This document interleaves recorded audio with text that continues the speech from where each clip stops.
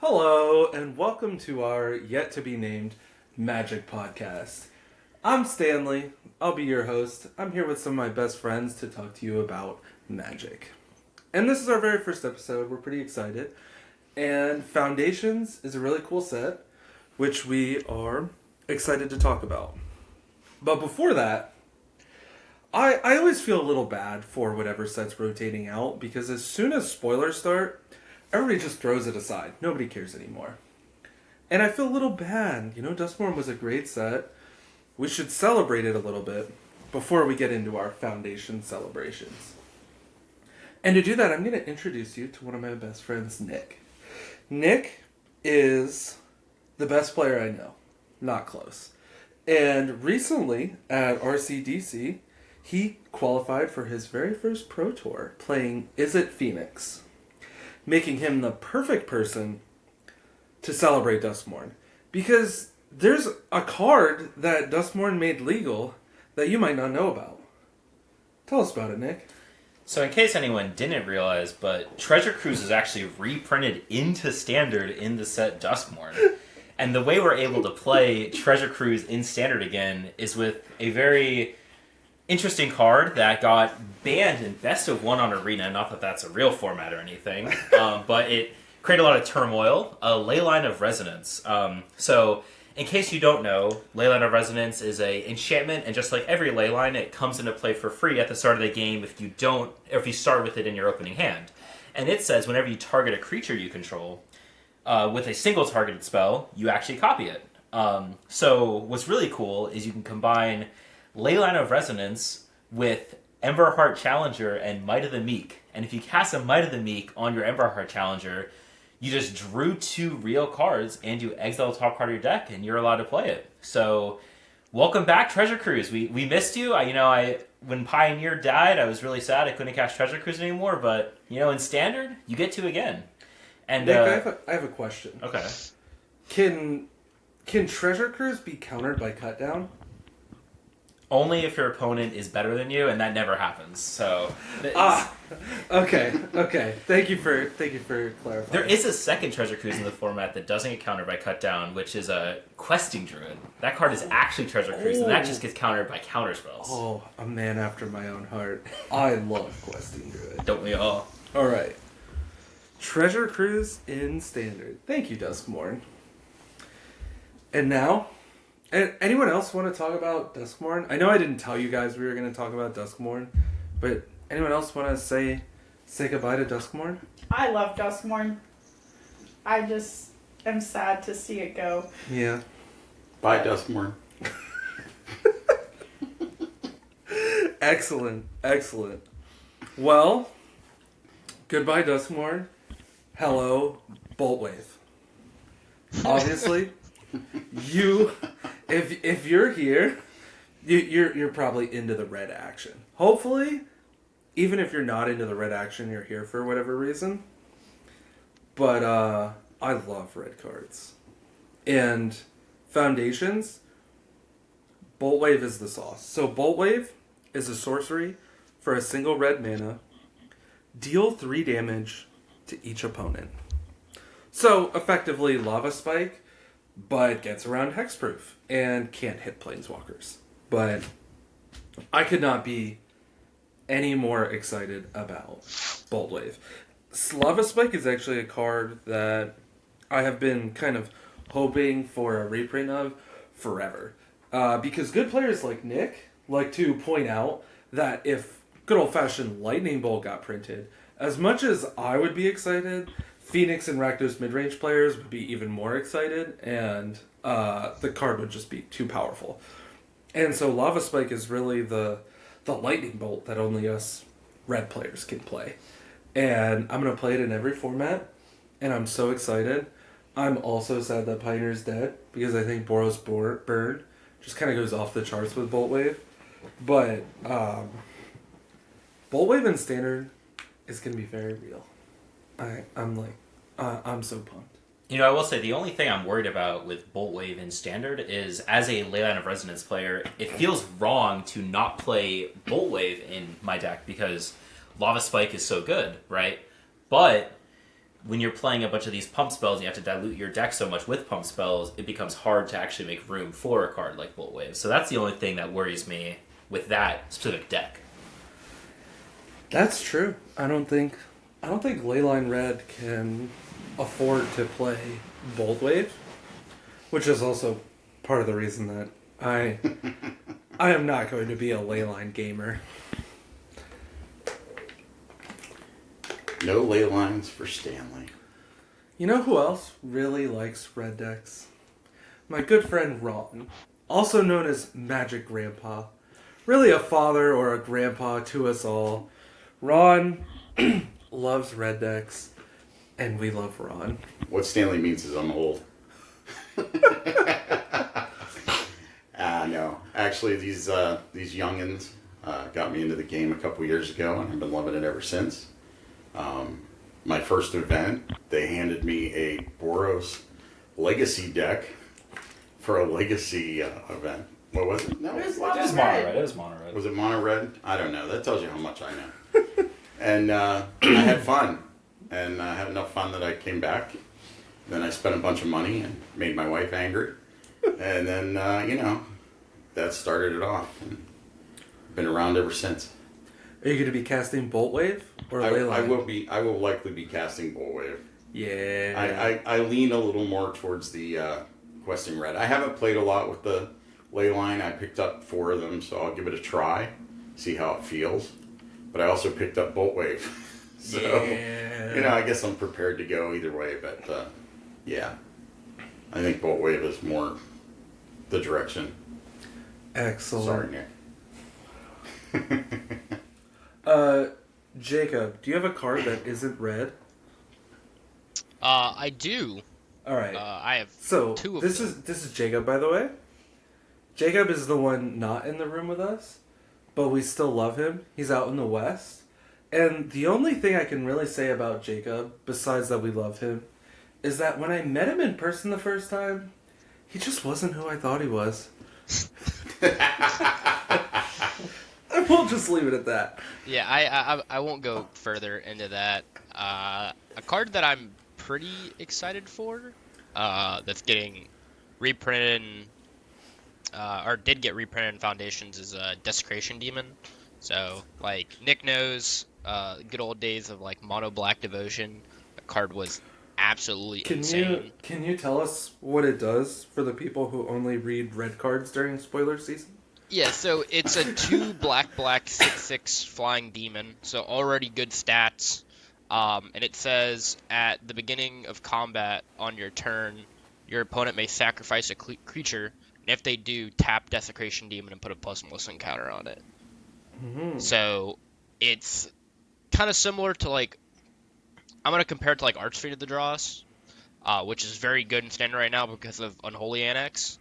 But with, rotation going to be happening at the end of the year, and Archfiend going to be rotating out, I think this is going to be the next thing to fill that spot. I don't think you'll be playing both in Standard right now, but the fact that you have a 4-mana 6/6 flyer, which is already, like, good stats on its own, that just gets bigger over time and allows your annexes to have more value, I think the card is very, very good in these black mid-range shells.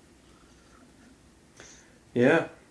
It seems like it might be good with Archfiend, given that they have to sacrifice a creature to tap it, and Archfiend taxes the sacrifice. Yeah, I don't know how much they're going to want to dilute their deck down with that many 4-drops, but Yeah. you could also just cut the, was it Excruciator or whatever it is, the 6/6 black pip Oh, yeah, demon, yeah. if you The really combo want to. finisher. But yeah, that's usually there to kill people with Jace. So I don't know. I would have to see going forward what people are going to think about that in, like, the blue-black or the black-red shells.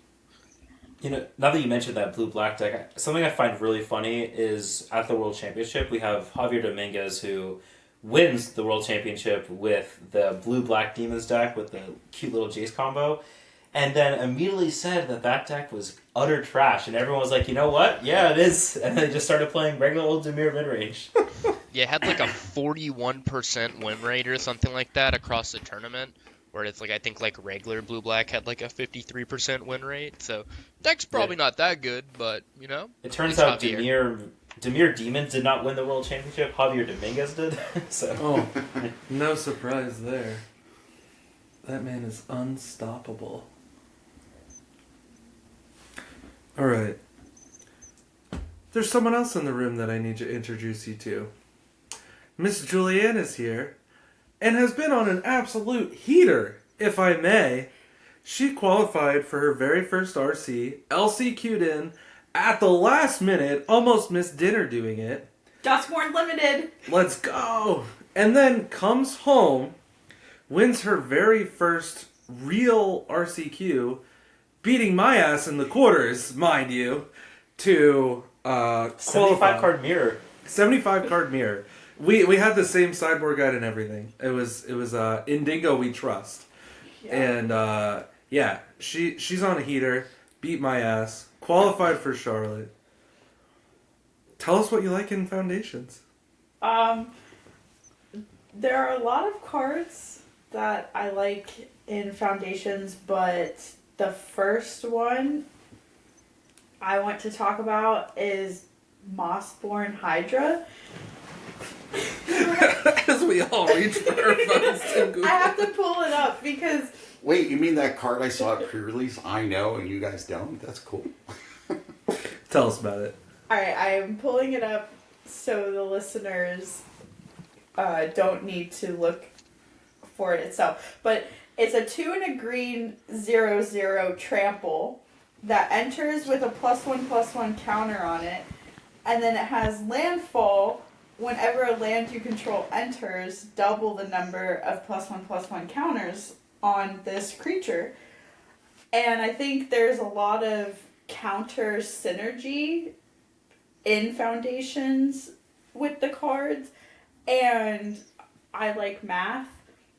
So you start with 1, and then you double it to 2, and then you double it to 4, and then 8, and if you put counters on it from any other creature or effect that you have in the game, I feel like it can just explode really quickly, especially for 3 mana in a Llanowar Elf format. How many lands do I have to play before I can just kill my opponent in one attack with this? I haven't done the math, but I'm... Let's do it together. So, Llanowar... Hold on. So, Llanowar Elves, you get to cast it on turn 2, right? Yep. So, on turn 3, it's a... You get... It's so a turn 2/2. 3 it comes in... Turn 2 it would come in as a 1/1. Yep. Turn Turn 3. 3 it would be a 2/2. 4. Then it would be A a 4. 4/4. 5. 8. 8/8. 6. 16. 16. 16. That This is assuming that's your a- opponent doesn't have a cut down or a go for the throat. Or All right, Yeah. Buzz Killer. Yeah, really. But if it That does... took more turns than I thought. But, like you said, other ways to put counters on it. But you And do I have, feel like- sorry, Julianne. Oh, no, go ahead. Well, you do have cards like still legal in the format, like Ozolith, the Shattered Spire. You still have a Loot. Gotha Soul Cauldron. You have Snakeskin Veil. Like you have all these cards that are just gonna like. Did you Put say counters- Snakeskin Veil?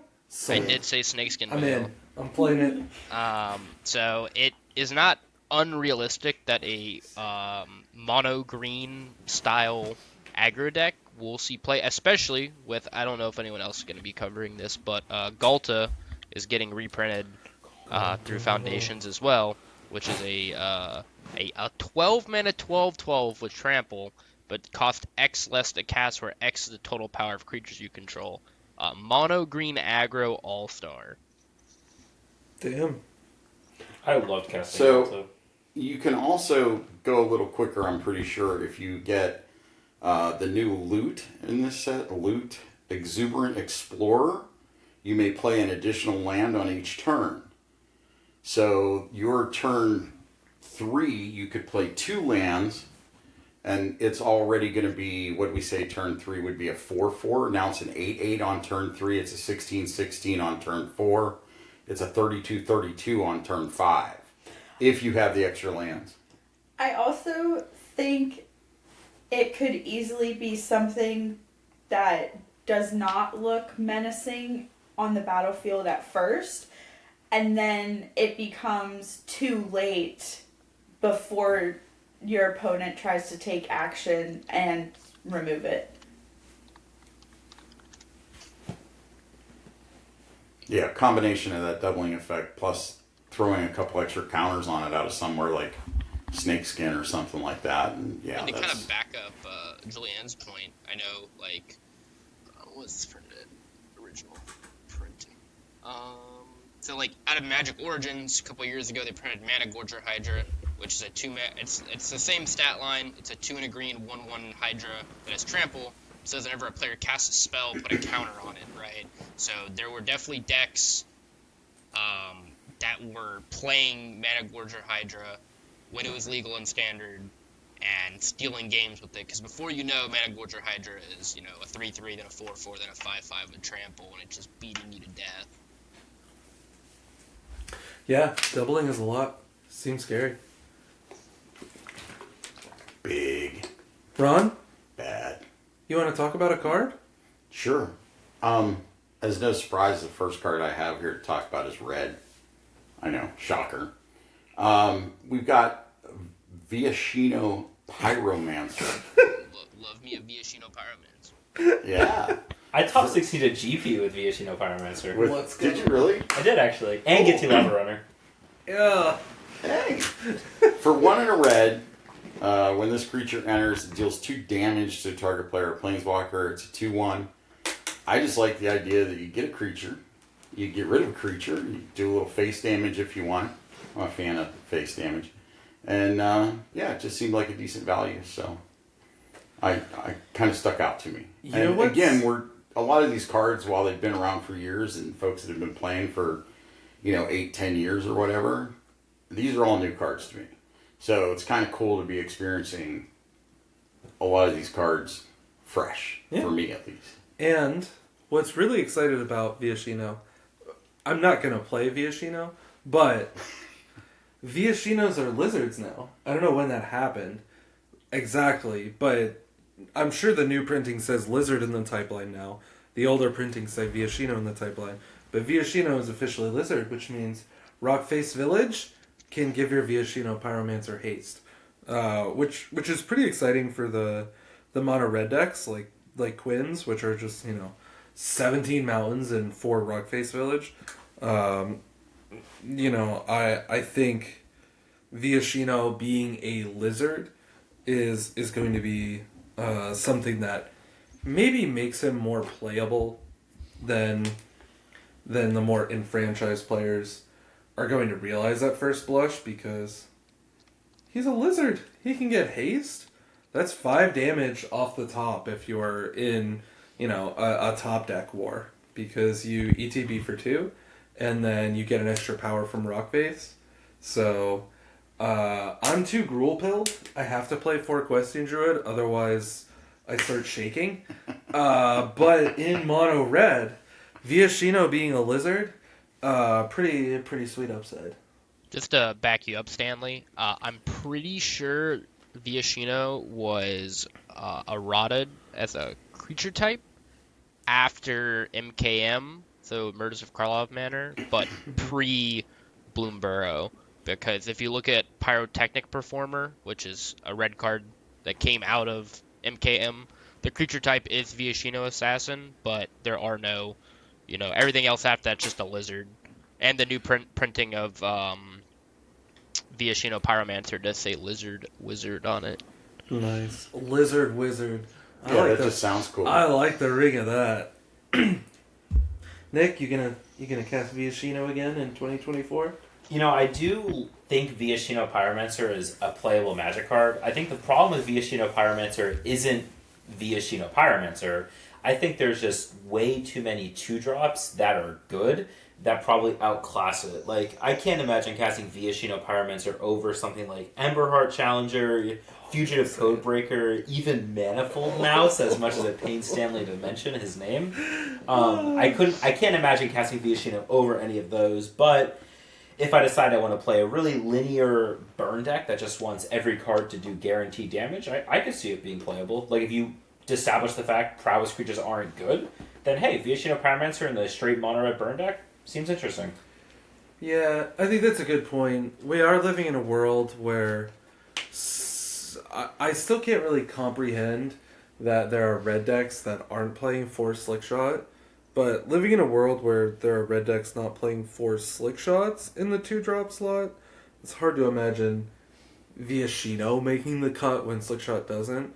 But it does play really well into that straightforward game plan of, like, I'm going to deal 20 damage to you. You know, if you don't have counter spells, you're just going to have to deal 20 damage to me first or gain a bunch of life. So it could definitely find a home. Get 2 Lava Runner is probably the same way. I think that card's good, but maybe it's outclassed right now. Like, you have Swiftspear. Like, I did not have Swiftspear in Standard when I played Get 2 Lava Runner, that's for sure. Yeah, I think a lack of Wizard's Lightning as well, because what Nick's talking about is like a mono red Wizards list that was going around a couple years ago.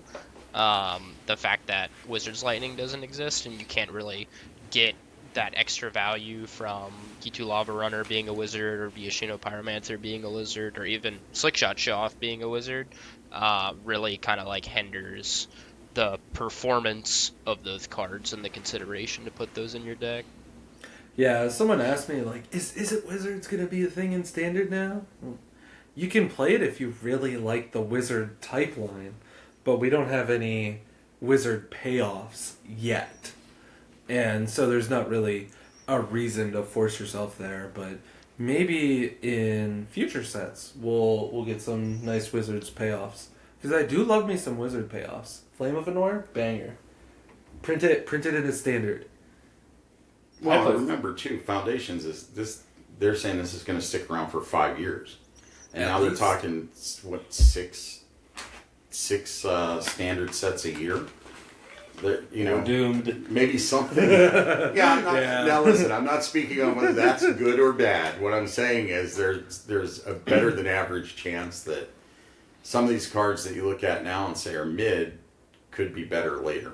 I have a question. I don't know if anyone knows the answer. But the Marvel crossover, is there going to be a like Marvel standard set, or is it just Spider-Man. the secret layer? Spider-Man? There's going to be a Spider-Man Okay, but set. it's not generic Marvel? Because I was really hoping Doctor Strange would like come in clutch with the Wizard Tribal stuff, but... Yeah, I mean, I don't really keep up, but I think it's Spider-Man. Yeah, that sounds right. I mean, Doctor Strange is Spider-Man's friend, probably. I guess we'll see. Probably chat. Yeah, I would think so. It's not like they have a movie together. Yeah, that's true. Do they? Yeah. I'm kidding. Oh, thank God. I was like, that's the best Spider-Man movie, but I Big digress. Spider-Man fan. Again, not to go off, but I think they said that this is comic book based Marvel, not movie based Marvel. Kind of like Lord of the Rings was book based Lord of the Rings and not movie based Lord of the Rings. Oh, so sense. Peter Parker's gonna be a level card then. You're gonna level him up. There you go. You heard it here first. There you go. Yep. All right. Nick, tell us about a good card.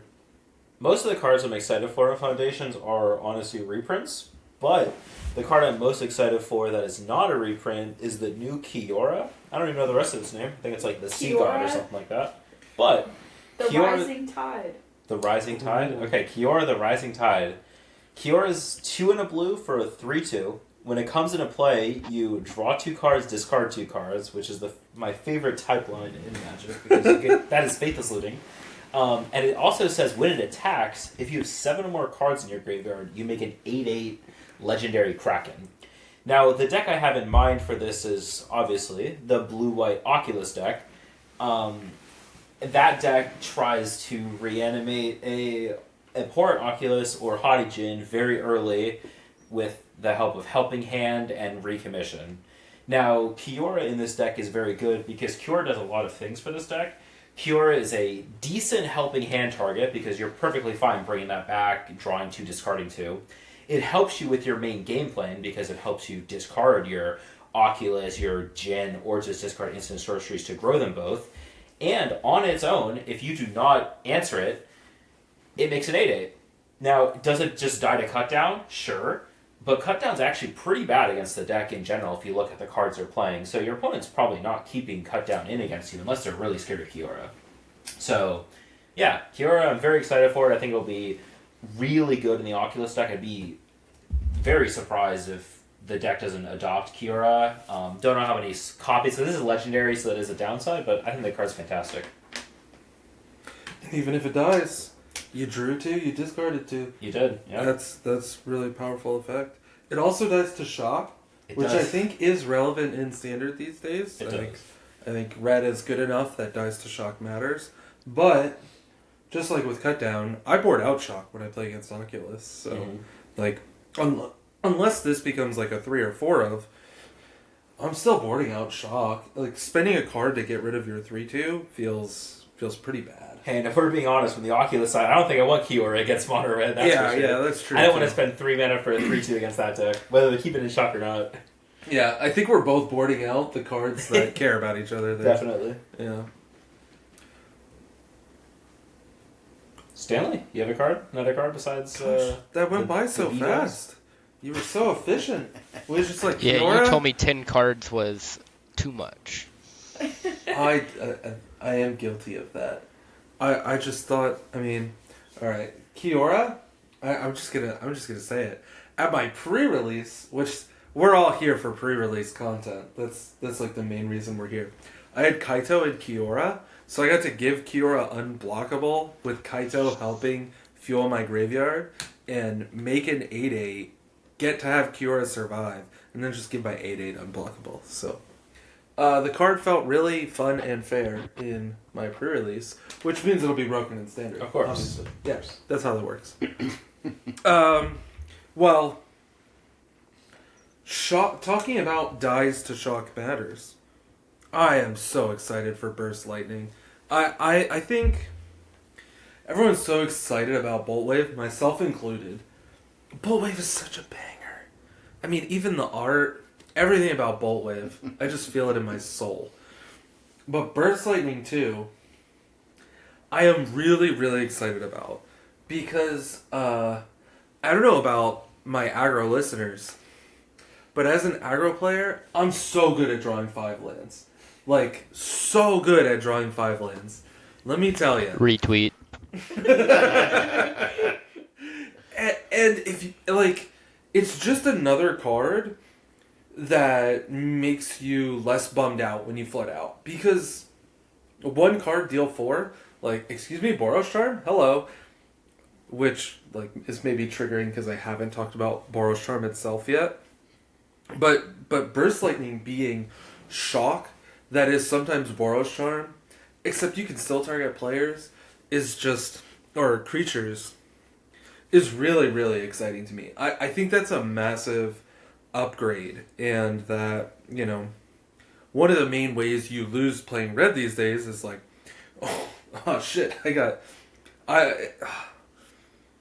I had a nickel for every time Evan made a treasure after he cast Beza against me, I would have way too many nickels. Like, I'm the red player, and the white control player has less lands than me. Like, something is very wrong.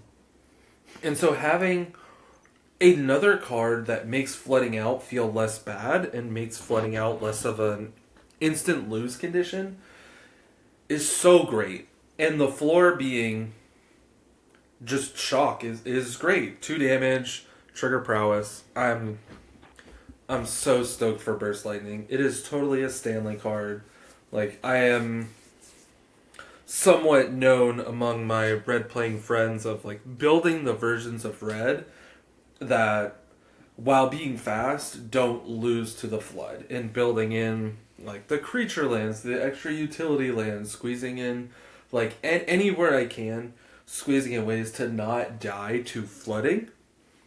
And I am, as much as I'm like definitely more excited for Bolt Wave, Burst Lightning being just a strict upgrade, perfect Stanley card for every standard deck going forward is really exciting for me. Yeah, I The know thing I'm you interested. and Oh, I know go ahead, Stanley and Jared. I were very excited when Shock got printed and MKM because it's like, oh, this is just like a decent burn spell. It's got some utility, right? Like the cards like Lightning Strike and Shock that are always there and readily available, and like pretty much every set or a type of card like that are always good. But now you just have Shock with upside. The floor on it is super high. The ceiling is even higher, even in like a mid range, like literally like in between that ceiling and that floor, it's still just Shock, which is just a great Magic card in general. So I don't think it gets better than that. So what's interesting about shock or burst lightning too is obviously burst lightning is just strictly better shock. The easy thing to do is just take out all the shocks from your deck and put in burst lightnings, right? But the interesting thing for me is, do these decks just start playing 8 quote unquote shocks? You know, like, is shock a very flashy card? No, but it's still a burn spell. It still triggers prowess for 1 mana. It still does a lot for your deck. So I'm curious to see if these decks just straight up replace shock, or if they're going to play 8. This guy's playing 8 shocks. That's Yeah. for sure. It depends on the deck. So, like, we have a whole scale nowadays. You're over here casting Treasure Cruise with Leyline, and you don't have room for either one because the deck is like really thick with, I'm gonna kill you fast via my creatures, and you're probably not gonna have enough interaction or fast enough interaction to deal with it. And then you have the more like fair prowess plan or like regular prowess deck, which you can definitely fit for interactive spells, and upgrading your shock to burst lightning is really great. But squeezing in all 8 is like a little tough. But just kind of going heavy on that burn, you like totally can. I'm really excited, especially in a standard meta where aggro is probably the best deck and it's probably the most represented deck. I have always found that like once aggro gets popular, being the aggro deck that beats other aggro decks is a really good place to be because you're still the good aggro deck that's really powerful in the format at beating the other things.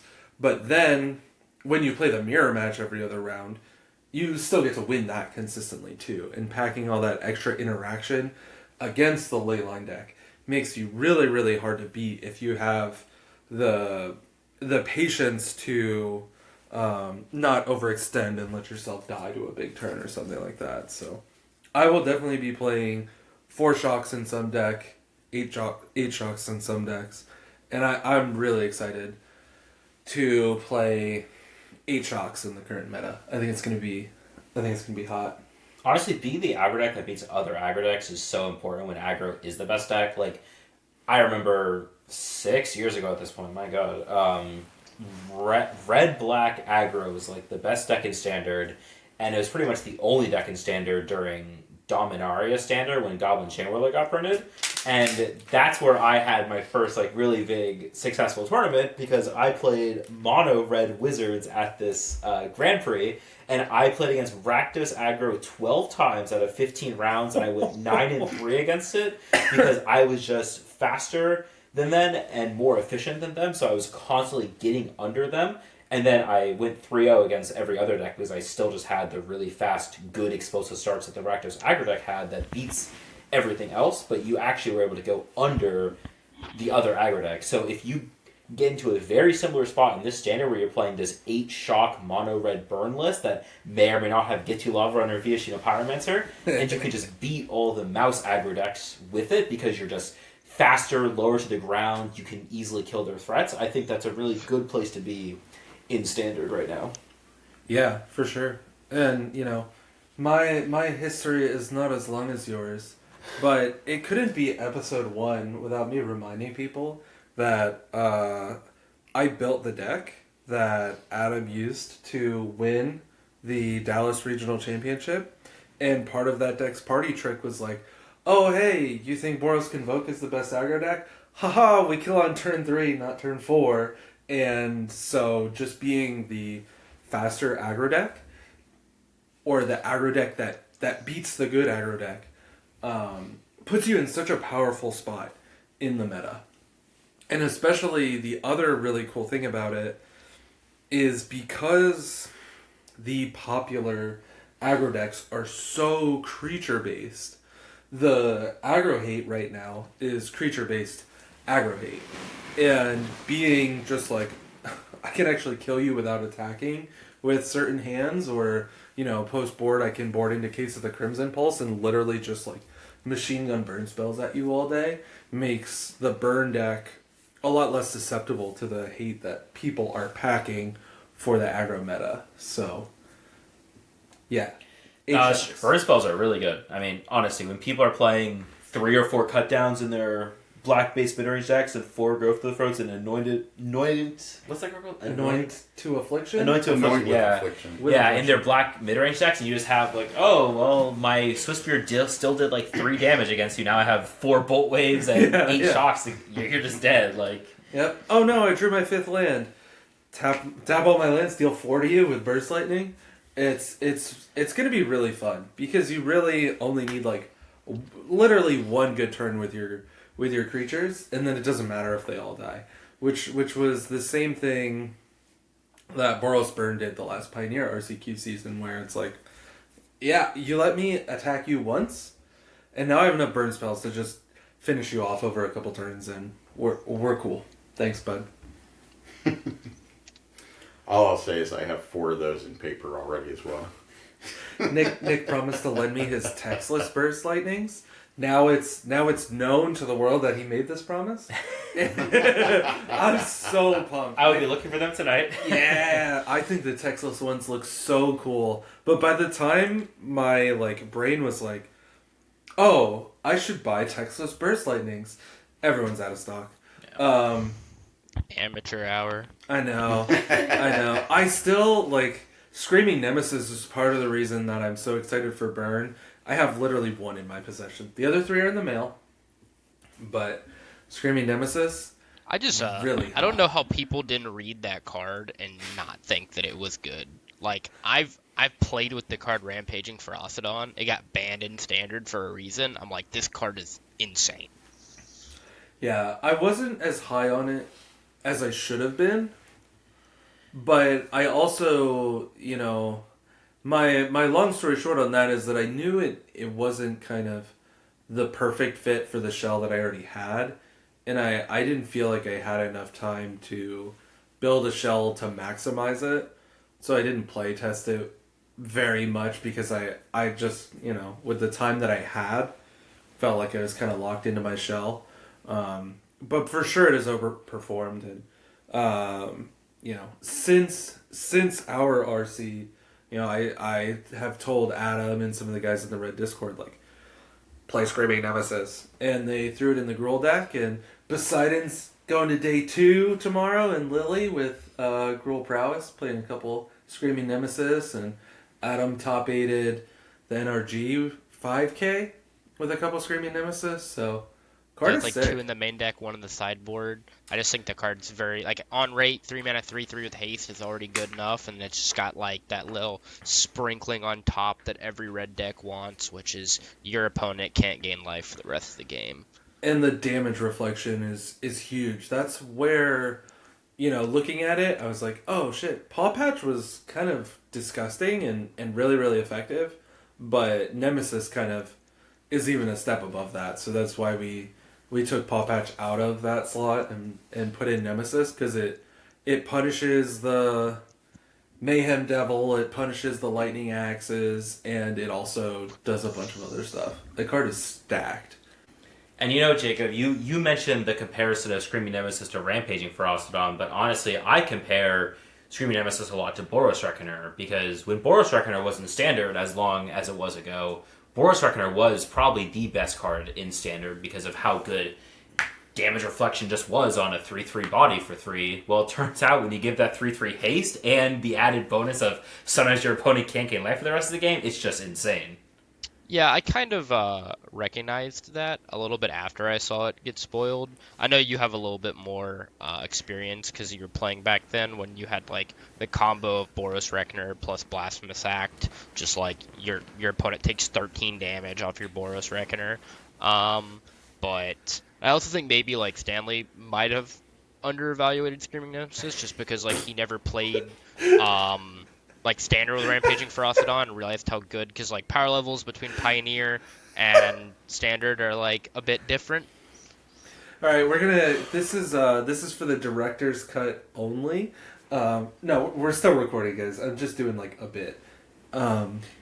Yeah, okay, since you're in your bit, I can't hear anything that Jacob's saying. Ooh. So... Yeah, so this is our first podcast. Welcome to the technical difficulties section of the bit. Julianne's going to work on getting reconnected. There she is. Hey, Jay.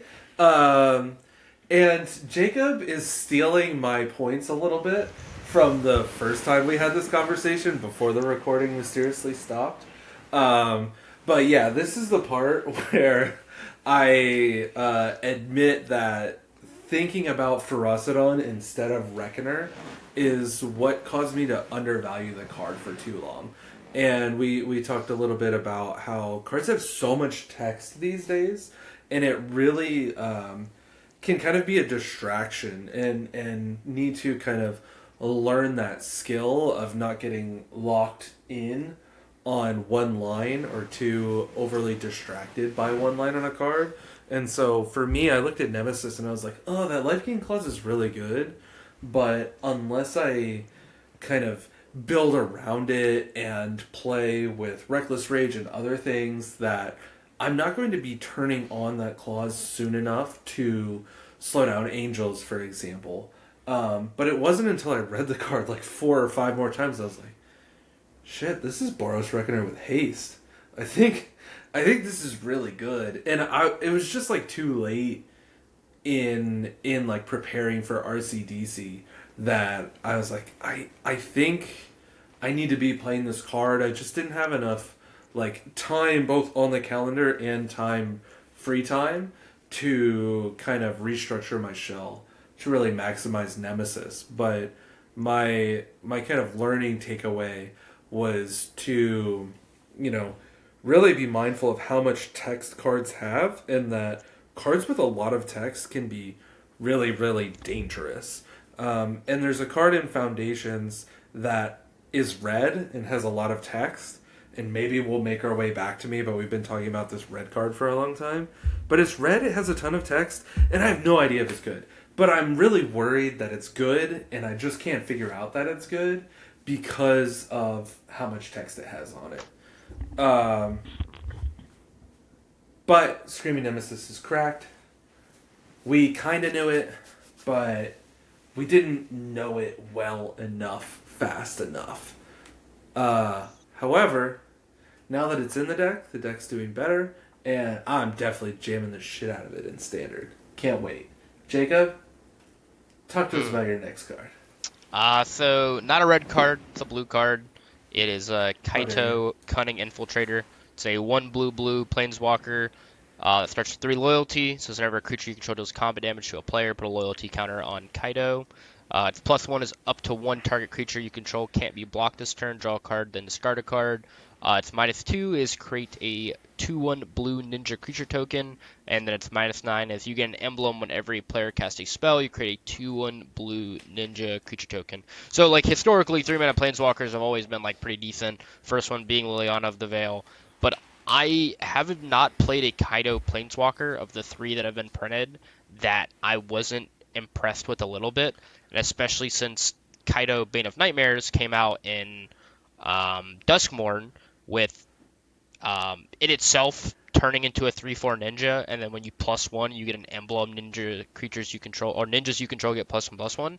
I think this card is very good because it gives you that card advantage. It can creep up on you slowly. Like over 3 turns, there's a possibility that you can, well, actually less than that, because whenever a creature you control deals combat damage to a player. So if you have multiple creatures in play, you can be at your 9 for your emblem very, very quickly, and then you can just make a swarm of 2/1s. I kind of think of it like the Liliana the Last Hope emblem, where every turn you're just cranking out these zombies, and people can't interact with it. Yeah, I like Kaido. I think the biggest hurdle for Kaido to get through is if Kaido is better than other Kaido, just because They're both 3-mana planeswalkers. You can't play too many planeswalkers in the deck. Like, is new Kaido going to be better than old Kaido? I'm not sure. Maybe it is, maybe it isn't, but I think that's the biggest hurdle facing new Kaido. Kaido was on my list as well, so Jacob beat me to it, but I liked it. I was impressed with the static ability of just adding counters when a creature deals damage, because if you have like a 1-drop or a 2-drop and then turn 3 you play Kaito and you get damage in, like, you're already cooking and doing what the card is supposed to do. But yeah, I don't know if new Kaido is better than old Kaido, but I was impressed with it. Yeah, if you curve like Spyglass Siren into Fairy Mastermind into Kaido, like, it's really good. But Kaido Bane of Nightmares from Duskmourn is 4 mana. It does have ninjutsu for 3, so like you can get that extra value out of it. But I think the fact that like new Kaido can make a bunch of 2/1 ninjas, and then your 4 mana Kaido also makes it so like you can just make all of these emblems to make all of your ninjas bigger. It's just like a really good synergy that I feel like you should probably be playing some number of both in your deck, if you're playing one of them at least. You know what our podcast doesn't have? Someone like Richard or Krim or whoever it is on the Goldfish podcast who for like 80% of cards is like, what are you talking about? This card is terrible.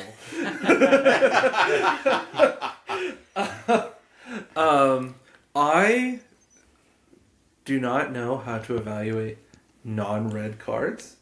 I'm underselling myself a little bit, but I'm gonna have our first devil's advocate of this session and say, I don't think that card's very good.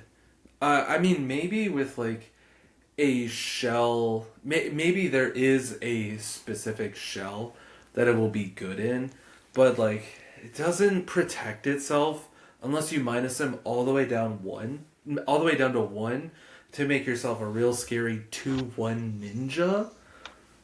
Like I don't know what the shell would be that kind of makes him good. Curving into him sounds good. Some kind of like blue aggro, but like Kaito seems a little low impact for an aggro deck. So I'm happy to be proven wrong.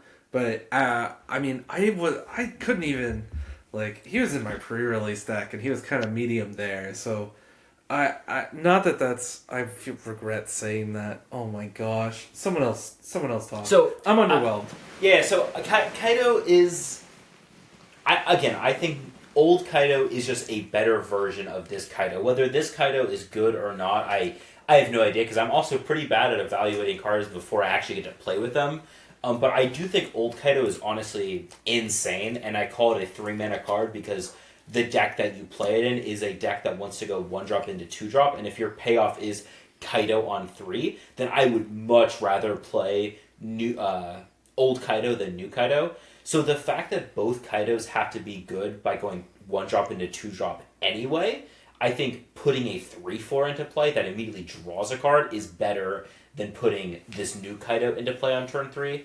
The only thing that's, I think, better about new Kaido is new Kaido has an ultimate that you can work your way up to, but honestly, most players know that ultimates are not something that realistically happen, because if your Kaido sticks around long enough to ultimate, you've probably already won the game. Like, if you got that many counters on your Kaido, that means your creatures were connecting that many times, which means you should probably be far enough ahead that the game is already over. Whereas old Kaido, curving into it on turn 3, putting that body into play, and then immediately drawing a card if your opponent has no pressure to play, or just -2ing it and tapping something down, I think is just insane. Like, not to talk about cards that already exist, but I've been very impressed with old Kaido, and I'd be surprised if new Kaido is actually better.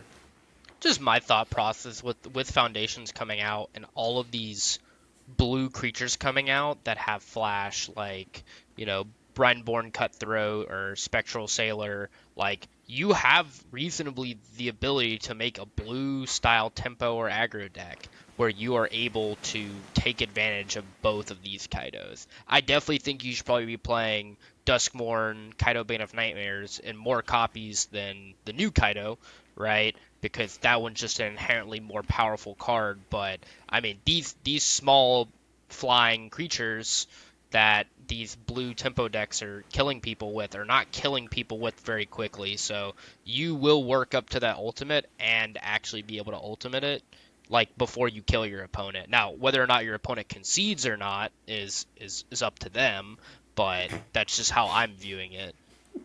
That's fair.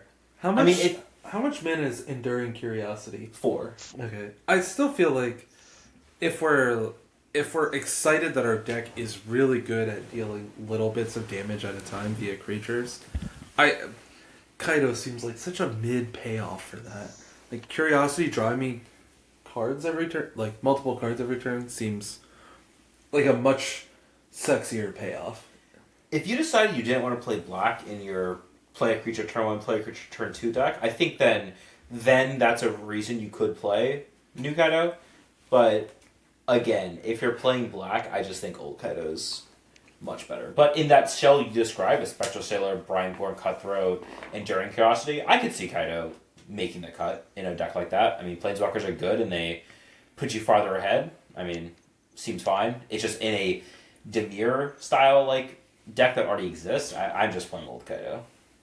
And also the format's like much faster right now, so I don't think necessarily New Kaido will have the space, because if you're playing that on turn 3, your mono red opponent's just gonna laugh at you and kill you. Yeah. Right? Yeah. But like, I definitely think there is a world where this card is good. It just depends on if the meta shifts in such a way where you can play this card for it to be effective, right? Because I like Stanley's point where he's like, it doesn't protect itself very well. Well, most Planeswalkers that are 3 mana don't do that, right? Like, the last Planeswalker I remember that, like, protects itself well is, like, Elspeth Sun's Champion. That's also 6 mana, right? I mean, Liliana, since you brought up Liliana, like, I had Liliana on the mind as you were talking about this, and Liliana is just such a generic powerhouse. Whereas Kaito is like, well, if you set him up perfectly, you're in trouble now. So But you also have to think that Play Design has specifically said that, like, they made Liliana of the Veil and then realized that, like, the card is so good on rate that they have had to specifically craft 3 mana Planeswalkers to not be as good as Liliana of the Veil is. Yeah, I think, maybe there's a shell for it, but that's not my, specialty, so I look at that card and go, eh. This is But also maybe a I'm shot in the excited. dark for me. I'm happy I to be usually only wrong. play red decks, so I was trying to, like, evaluate something that wasn't a red card. Yeah. I have a not red card and a not blue card that might be good, might be mediocre. If it finds the right shell, it's cooking. Let's go. Okay, it's Abyssal Harvester. Everybody grab your phones. Look it up. The It's a 3 what? mana 1 and 2 black 3/2. You can tap it to exile a target creature card from a graveyard that was put there this turn. Create a token that's a copy of it, except it's a nightmare in addition to its other types. Then exile all other nightmare tokens you control. Something. Can you explain it like it's 5? Okay. That's so much text. So, you mill 4 cards. You free the Fae. So let's say with this creature on the battlefield. One of those cards is an Atraxa Grand Unifier. You can tap this, make a token that is an exact copy of Atraxa, except it's a nightmare in addition to all of its other stuff. You get the Atraxa trigger, and then maybe you have ways to... They kill the token, and then you just bring back the actual Atraxa. So Objection. I think that's a poor example. It's a nightmare anytime someone puts an attraction to play against me. So, just saying that. Already a nightmare. Okay.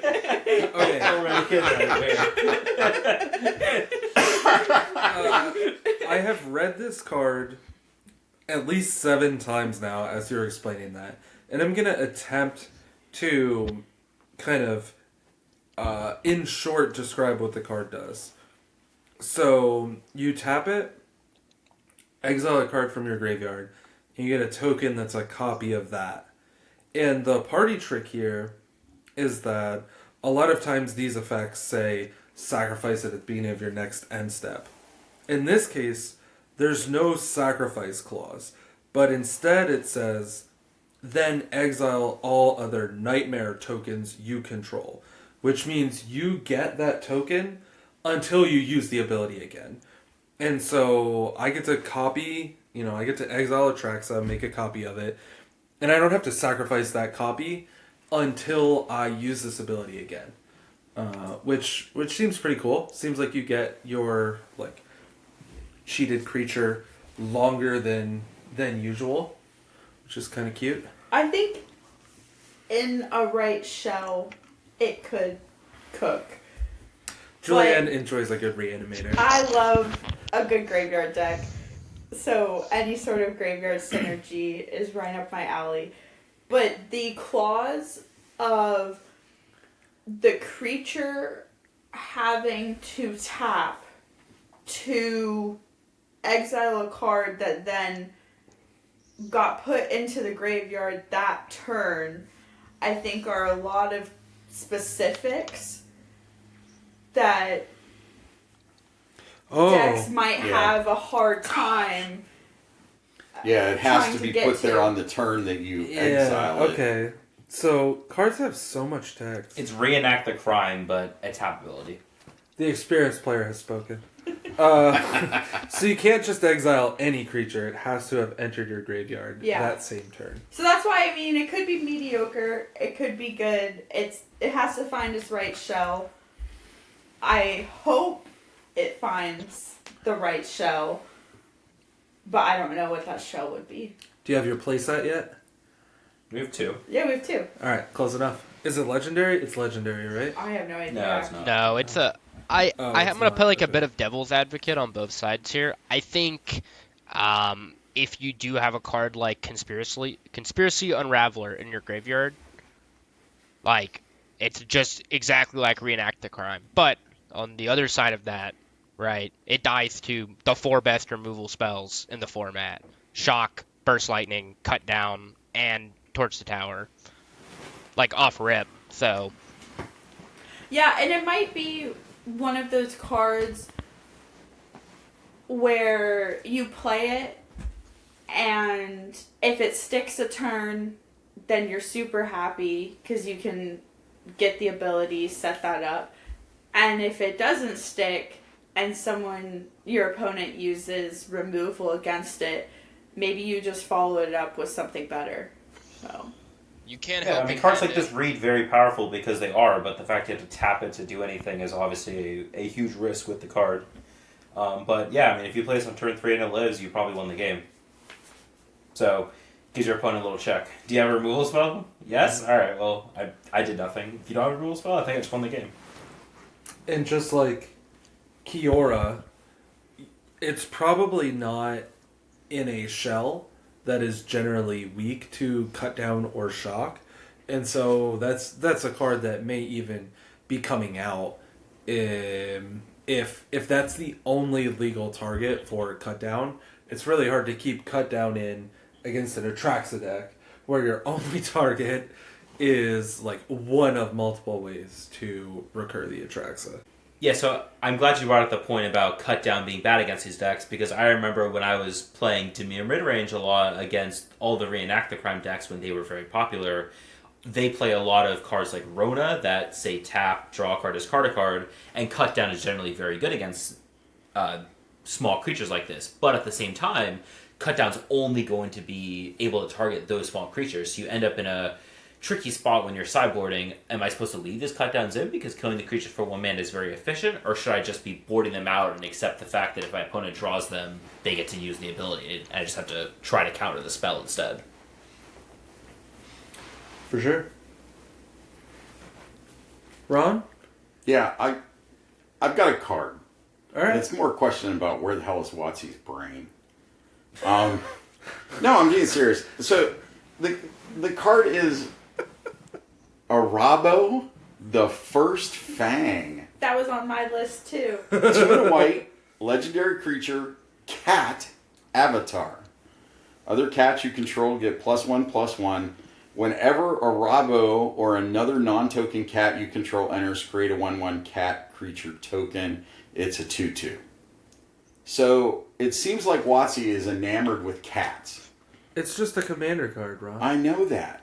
But my Right? point is, they always It's have legal in cats. standard, if that's what you mean. But It was on Julianne's list too. Why is the I- fascination with cats? it's not playable in standard, but it's standard legal. Modern But that's playable. my... But like With Ron's us, point like, is right. like, what is where? They is Thank you, always Ron's say- brain? Jacob. Thank you, Jacob. The only reason why it was on my list is because what Jacob just What did said. Jacob What say? did he It's modern playable. Yeah, that's kind of why I thought about it too, but... Now It- your it Ocelot makes your Pride Wild tokens Nakano are 4/4. two Just saying. twos? Well, that's what I'm saying. Like, so if I have Ocelot Pride, are they all 2/2s now? But every set seems to have cats in it, and then there's never a standard playable deck that has anything to do with cats. I don't know. It just seems like somebody over there is fascinated with cats. Like there's an old cat lady in card design or something. I did Well, you not know. see that coming. I didn't see like a Rocco the Sorry, first man. bang. Just, Heard it here first. hey, listen. It's the mind goes strange places, and And from the top rope, run. So No, I think the only reason why that card got put onto my list was because I just won an RCQ with energy. There's a ton of cat synergy and energy. I don't know. I just spent 2 whole days playing that deck. Is there a cat besides?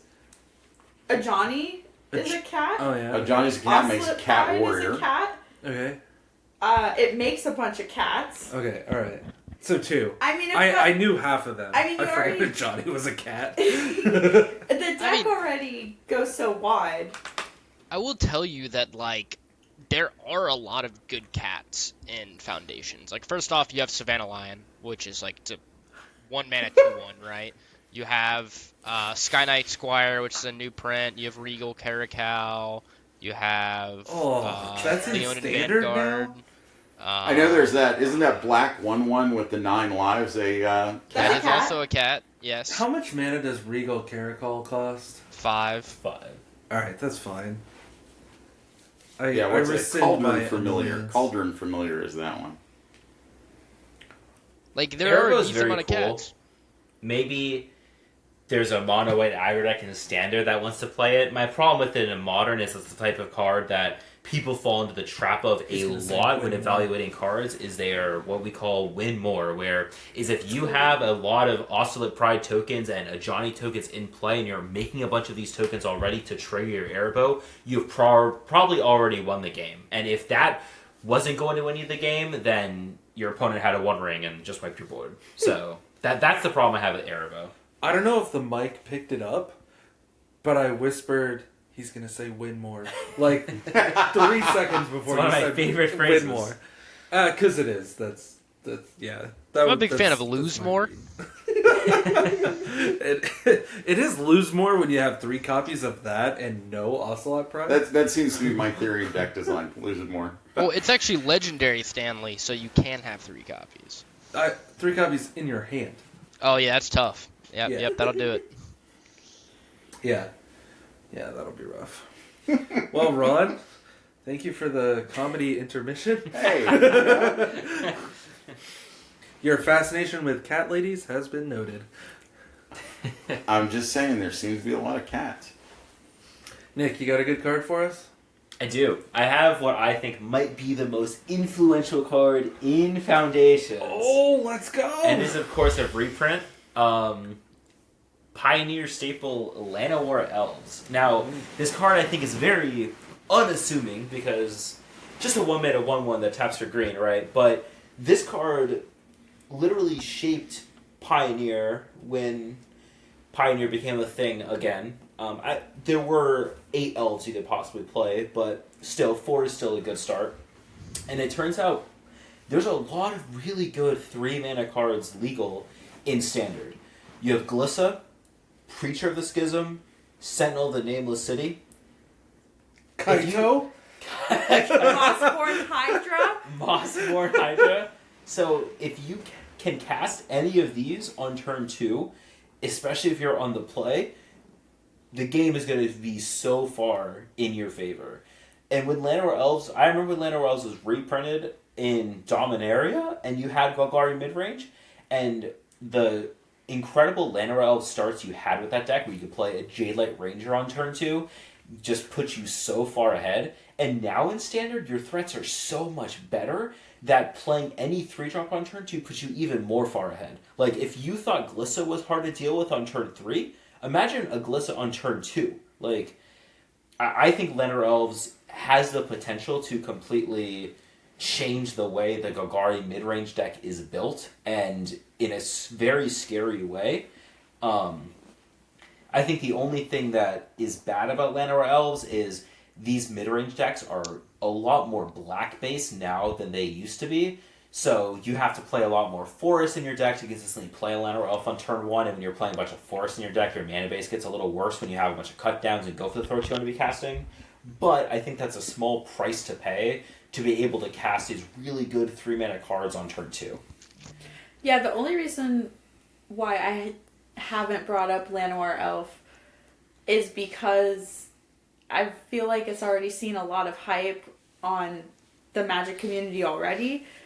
But I completely agree with everything Nick said. When you can make a 3-mana on a turn 2, I mean, you probably have won the game already. And I also think if you turn 1 play a Llanowar Elf, on the play, your opponent is like, okay, I need to get rid of that as fast as I can, or I just need to race you and try to play more powerful cards than you, which would just be really challenging to do. It's hard to do when your opponent plays Llanowar Elf on turn 1.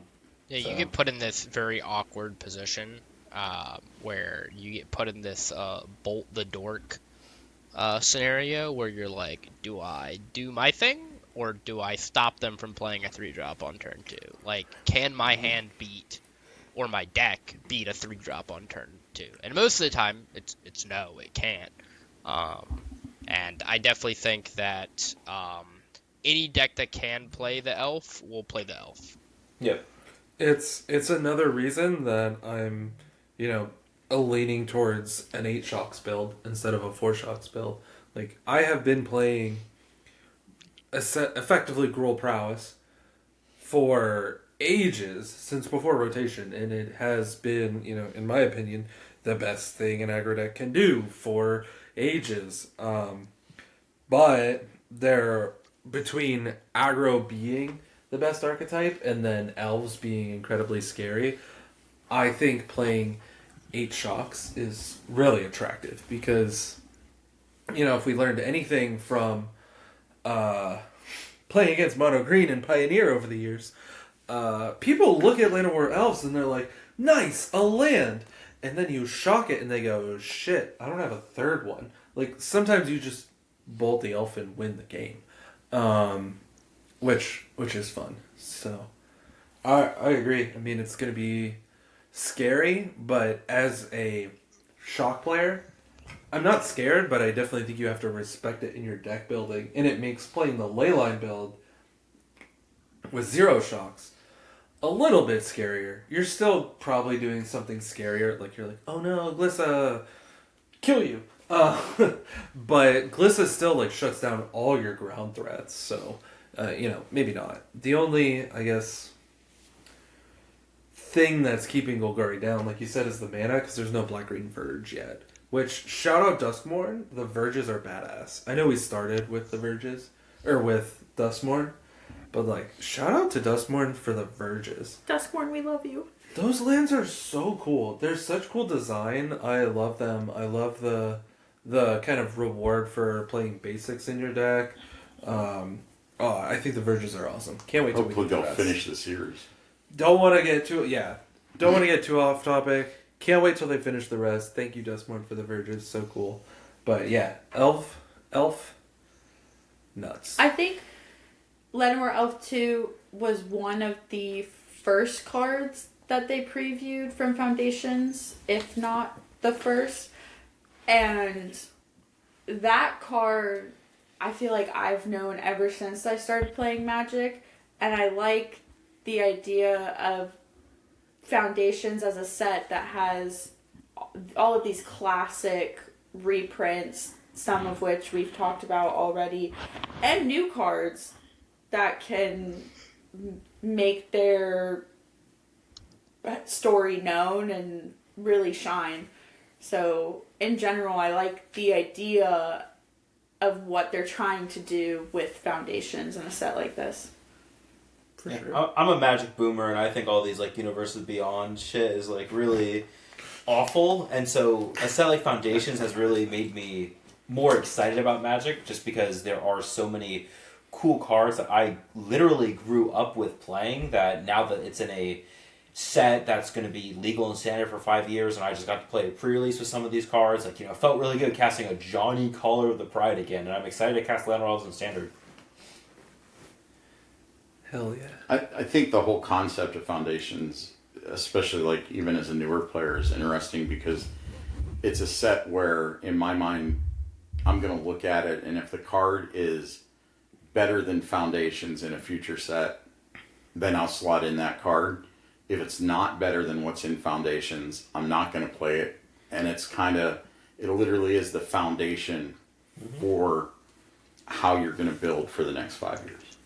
Well, it sucks to say it, Ron, but you never got to experience what core sets were like, that's what, like, Foundation just reminds me of core sets. Like, a lot of the cards that you would see in core sets were, like, in the previous core set. So you knew if you collected, like, all of these cards from a core set, you knew that, like, probably for the next, like, 2 core sets, you're good. Like, you don't have to spend this extra money to get these cards. You don't have to chase them down. Like, the format's not going to, like, shift crazily, right?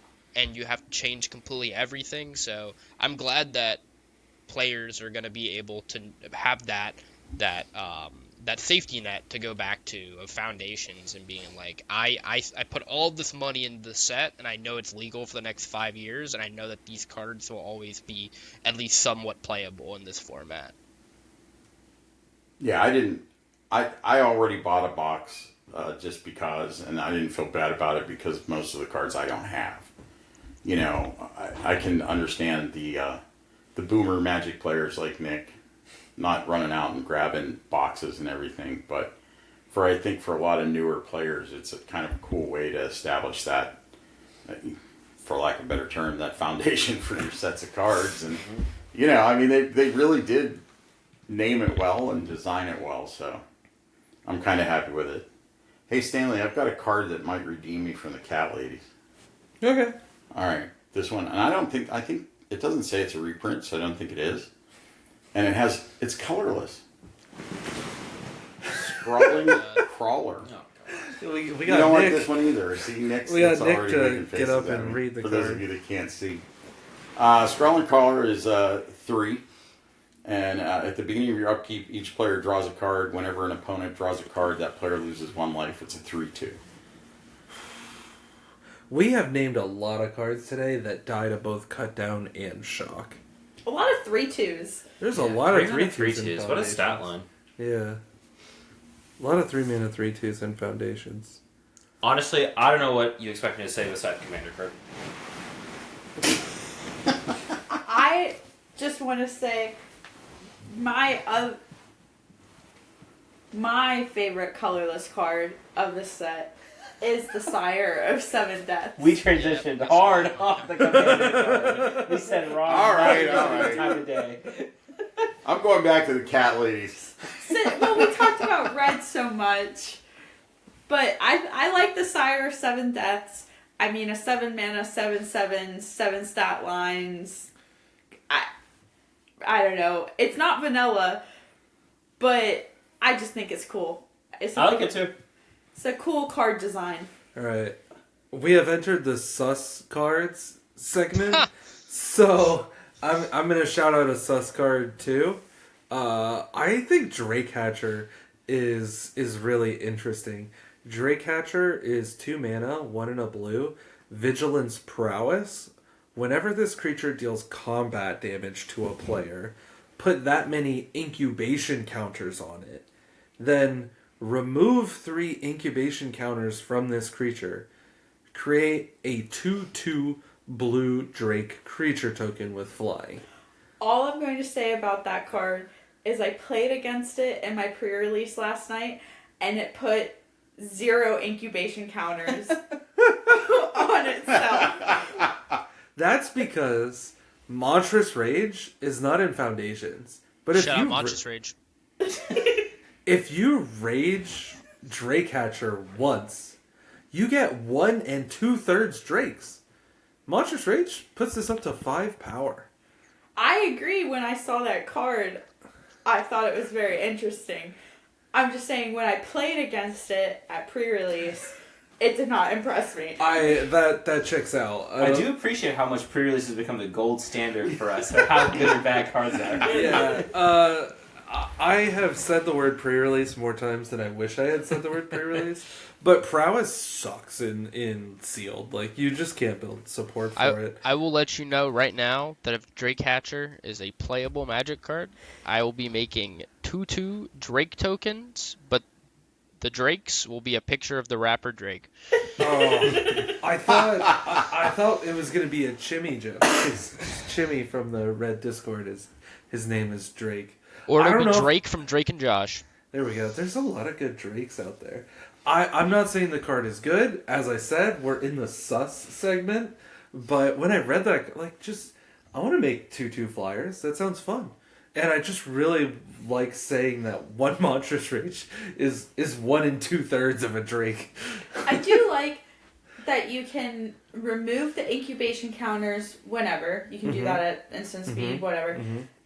And I like that if you have 9 incubation counters, there's no reason why you can't do it 3 times in a row. Like, I like that it's not limited once per turn or anything like that. Yeah, it's not sorcery speed, it's not once per turn. Those are both things that, like, it could be, again, maybe I'm, like, overvaluing cards with lots of text on them, but I think there's a universe where that card doesn't suck. Like, it randomly has Vigilance in a world where there's a lot of aggro decks. Like, 1/3 Vigilance for 2 mana with Prowess, not a bad stat line. Like, if I have open mana, that is a very legitimate blocker and a very legitimate attacker. So I will not be playing Is It Prowess until we get the Is It Verge. Just like I won't be playing Boros until we get the Boros Verge. Because playing bad mana when everybody else has good mana really sucks. And I personally hate when I can't cast my cards. But Drakehatcher is on my radar as a cool card that I hope is good.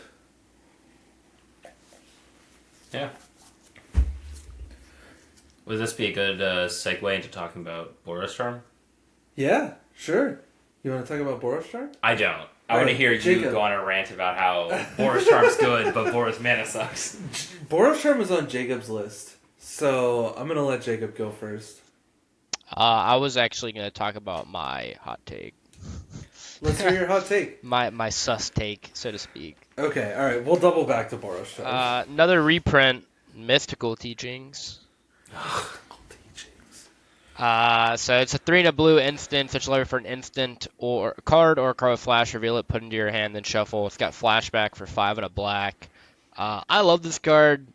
I don't know if it's playable. Reenact the Crime is an instant though, if you didn't know.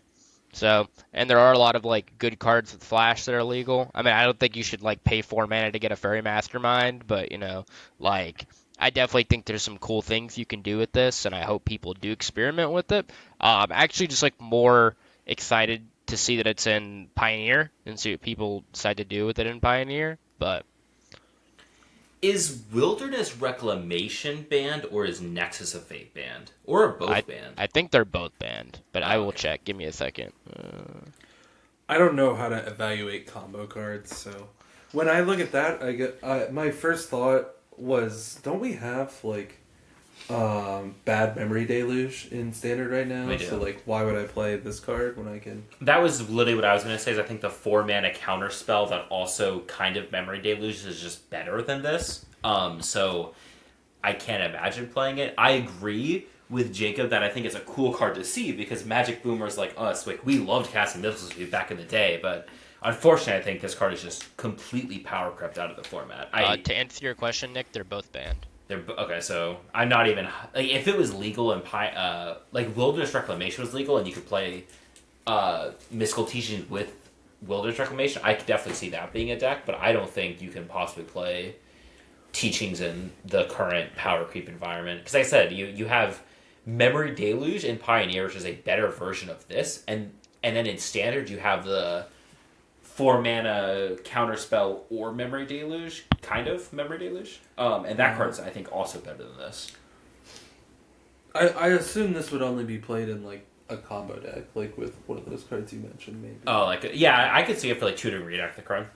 I don't know if Redact the Crime is playable. What is it goes back Almost Memory Deluge called? I don't know. It's from Bloomborough. It's 4 mana, I think, counter target spell, or Surveil 2, draw 2, I think. I have no idea what it's called, though. I know it's from Bloomborough. I'll try to find it so we can tell the listeners what we're talking about when we say bad Memory Deluge or almost Memory Deluge. But I'm pretty slow with this. Spell Gyre. Spell Gyre. Yeah, Spell Gyre. It's exactly what it says. 4 mana instant. You choose one, counter target spell, or you Surveil 2, then draw 2. So it's the best thing we have in Standard that isn't actually Memory Deluge, but still not the best. I mean, Control's not playable. The only deck you play that in is Control. So You can get Horned Lockwhale. Yeah, that's Some other legal, things. legal play. All right, Nick, you got to give us a sus card before we talk about Boros Charm. I don't have any sus cards. Oh, I you don't have have a a playable card. card left. but You I don't- qualify for the Pro Tour one time. I mean, I can also talk about a real card if you would like me to, but No, we're going to talk about Boros Charm after Nick picks a sus All right, card. let me okay. really quickly. Oh, all right. We can talk about Zol Asher Lich Lord. This card is not playable in Standard by any means, but I've been playing a lot of the green-black Soul Trader deck in Modern. I absolutely love that deck, and I think this card could be very good in it. It's 1 in a black for a 2/2. It has Ward Pay 2 life, and you can tap it and you may cast a zombie card from your graveyard this turn. So it's just another zombie that you can just randomly find off a Birthing Ritual and let you cast your combo pieces from your graveyard, since you're filling your graveyard so much that your graveyard almost becomes a tutor when you have cards like this that let you. It's kind of like a Chthonian Nightmare, or even Unearth if you want to compare it to that, that's on a creature, which you would think that actually makes it worse, but in a deck like that, it actually makes it better because you could find it off a Birthing Ritual. It still has the zombie tag, so extra synergy there. So I'm a big fan of that card. I don't know if it'll actually be played in that deck, but it's an exciting one-of that you could experiment with in that deck. Also, in Pioneer, you got that plus Death Baron, which is big. That's true. Zombies in Pioneer could be something, like a mono-black aggro deck. Like you have Smuggler's Copter too. Like, mono-black aggro could make a comeback with something like this. I mean, 2 mana 2/2 Ward Pay 2 life is like, honestly, a fine stat line in your aggro deck, right? It's not great, but if you're playing mono black aggro anyway, like, it's not the worst thing in the world. I played the Mardu Soul Trader deck for a little while, and I definitely see how I would like this. I don't know if I would like it over Chthonian Nightmare, but I definitely like this stat line. 2 mana 2/2 is good on rate. The ward is significant, and then also the fact you can get your combo pieces back is just like pretty good. Yeah, I'll definitely be playtesting it in the Golgari list. Alright. I think that brings us to Boros Charm. I'm excited. Maybe, probably, our last topic. I think we've been at this for a while. This has been a really good first episode. I think Boros Charm is a pretty appropriate way to finish it off. Boros Charm, in case you don't know, is an instant that costs a red and a white, and it has 3 modes. You can deal 4 damage to target player or planeswalker. You can give target creature double strike, or you can give permanents you control indestructible. It was iconic when someone blew out Nick at an RCQ with the indestructible mode, and I heard him from across the room go, I forgot it had that mode. And it made me very happy, because it was someone playing my Pioneer Boros burn list. When you play against Snakeskin Veil as much as you do with Stanley as one of your best friends, and then you go and he plays a red-white deck without Snakeskin Veil, you think, oh, removal spells are free. And then they're not free. It was iconic. Boros Charm is an iconic card. The floor is deal 4 damage. We've talked a lot about how excited we are for Shock. Boros Charm is one card that deals double the damage all the time for 2 mana. Like, oh yeah, Burst Lightning, 5 mana, deal 4. I'm pumped. Boros Charm is 2 mana, deal 4. You can't target a creature, but like, who cares? I'm dealing 4, I'm killing you. That's like the point. So Boros Charm got spoiled. And obviously, hype levels through the roof. Me and everyone else in the aggro universe, super hyped. Best burn spell there is, no doubt. And in a world with Monstrous Rage, it's even better. Because casting Monstrous Rage and then giving that creature double strike is a shit ton of damage. If you have a Slick Shot and you cast Monstrous Rage and a double strike spell, it's 16 damage. That's crazy. Your opponent is 4 damage away from being dead. And it just so happens that Boros Charm can also deal 4 damage. So if you got 2 copies, like you got a backup copy, they're just dead. They're just dead. It's amazing. And so, if you've been around, if you're a Stanley fan, you know about Questing Red. As I mentioned, you know, it goes all the way back to the deck that Adam won the Dallas RC with. And Questing Red is essentially mono red prowess, splashing green for Questing Druid, Snakeskin Veil, and sideboard cards. And it's kind of a prowess / Voltron deck because it does a really good job of making a really big creature, giving it double strike, and just killing you in one turn. Key point being double strike. And so we have been playing Twinferno and Two-Headed Hunter in Standard, which are hilarious cards. Good cards. Way better than we thought they were. I got made fun of for playing 4 Twinfernos in my deck, and then I top 8'd the Super Enrichment, got my qualification with 4 Twinfernos. Like, those cards have overperformed, but Boros Charm, they are not. And what's crazy is Bloomborough printed that 1 mana flash enchantment that gives your creature +1/+1 and hexproof. Dustmorn. Shard Mage's Rescue? Yeah. Yeah, that's sure.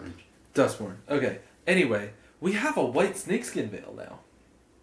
And so, being able to be like, oh, wait a second, I could just like, instead of using Two-Headed Hunter and Twinferno, I can play Boros Charm, whose floor is 2 damage, deal 4 to face, and I can still play protection spells. It seems like an obvious win for prowess decks because double strike is going to be so powerful in those decks, and dealing 4 is such an incredibly high floor. But Boros mana sucks. Red-white is not an easy casting cost. And if you're playing the deck that wants Boros Charm, you're playing some prowess deck or burn deck, and you're mostly red with a little bit of white. And without the Verge, you're stuck playing Thran Portal, which is just the worst part of fast lands and pain lands all in one. Or you're playing basic lands, and your planes can't cast shit. Like, oh, I want to go like Shock, Bolt Wave, Shock on turn 3. Sorry, you can't. You have a planes in play. Which, by the way, Thran Portal, you have to pick a color when it comes into play. So in order to use Thran Portal as a white source, it's now a planes that costs 1 life every time you tap it. It's insane. And so you're in this position where Questing Red was really good because you could essentially play a mono red deck. And unless you really needed Snakeskin Veil, you could like win with plan A on turn 3 or 4 pretty consistently. And the fact that we were playing kind of before Verges existed didn't matter. Because you had essentially a mono red deck with some spice in the extra color But now, if you're playing Boros Charm, you gotta have white. You gotta have your white consistently. And people, of course, if I'm playing white, I gotta play Lightning Helix. And more on that in a minute. But, like, the things you have to do to your mana base right now to cast Boros Charm consistently, like, I see people share a deck list with 8 white sources, and they're like, can't wait to play Boros Charm. You're going to be waiting a long time, buddy. Well, you'd that have is to not play enough tap lands sources. for it to be effective, right? Like, you'd either have to play Restless Bivouac, you'd have to play Elegant Parlor, or you'd have to play Temple of Triumph, which you don't want to Or play tap Abraded lands. Bluffs. Not doing that one. Yeah, and you have to play a significant amount. Because, like, you very, very, very much want to be able to consistently hit Double Strike on turn 3. And in order to hit your, like, white sources on turn 3, according to Captain Frank Karsten, let me find the screenshot. 12 sources. You need 12 sources to hit it consistently on turn 3, which is a lot when only 8 of them are kind of free. And having worse mana than everyone else is just such a bummer. Like, that's part of what we took advantage of with Questing Red beating up on Boros Convoke, was that Boros mana sucked, and Questing Red was essentially a mono red deck. And I want to cast it so badly, but imagine you draw 2 Boros Charms. Oh, I'm really excited. Except I have to cast them, like, one at a time and not use these other 3 mountains, or it just... You get walked into a lot of really painful scenarios. And I tried Is It Really Hard with Bloomborough, because I think Mockingbird is a really cool prowess card. And I tried Boros again after they spoiled Boros Charm. But you can't win if you can't cast your spells. The only devil's advocate thing I will say is you could come to the conclusion that Boros Charm is just so good that you can ignore Frank Karsten's math and just decide, you know what, the deck's going to have a fail rate, and you just play 10 lands, you play your 8 free ones, and you play 2 or 3 Restless Bivouacs, which, like, you're already playing 2 to 3 Ridgelines in Questing Red, right? So you could just do that and then accept the fact that, hey, sometimes you're just not going to draw your white source, or you're going to have to mulligan your opening 7 that's decent but has 4 mountains in it, you know? Like, you could accept that. I'm not enough of an aggro player to know if you should accept that, but I think there are people who are going to accept that most likely, because, as Stanley has pointed out, Boros Charm is absolutely insane. Like, if every land in your deck tapped for any color, we would be playing 4 Boros Charms, not even thinking about it. But, yes, when you can't cast your spells, the card doesn't do anything. Yeah, and the devil's advocate,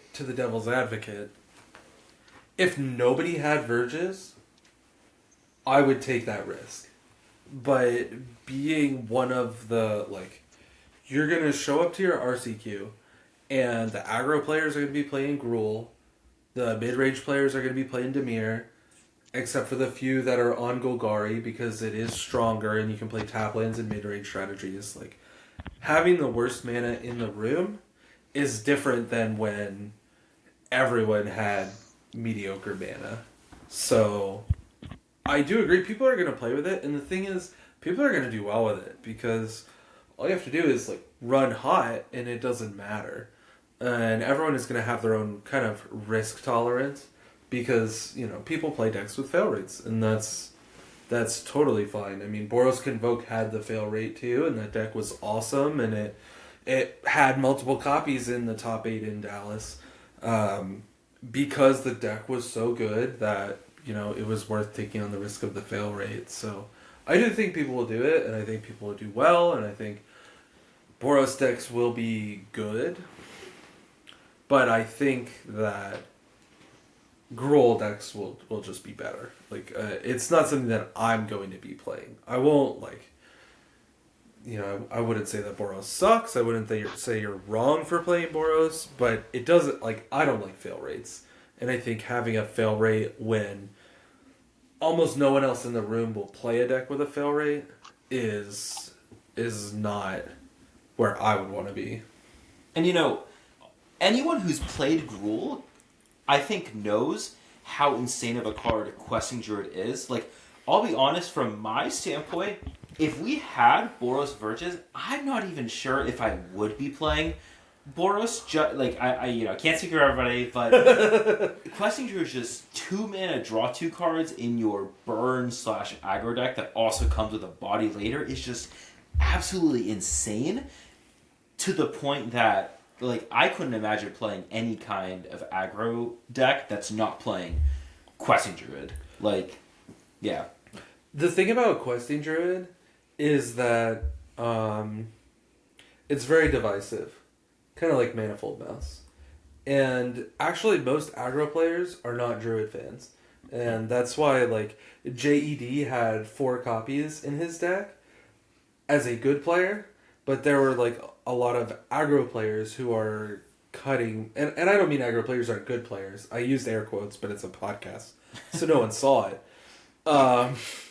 Not that he isn't actually a good player, but I digress. Like being a generically very good Magic player versus being an aggro player, you have different mindsets. Like you said, you're not an aggro player. Like, good players gravitate towards cards like Questing Druid, which are just like insane value, and aggro players like, bro, 4 damage, double strike, like, let's go. I don't care what I have to give up to play this. I'm playing it.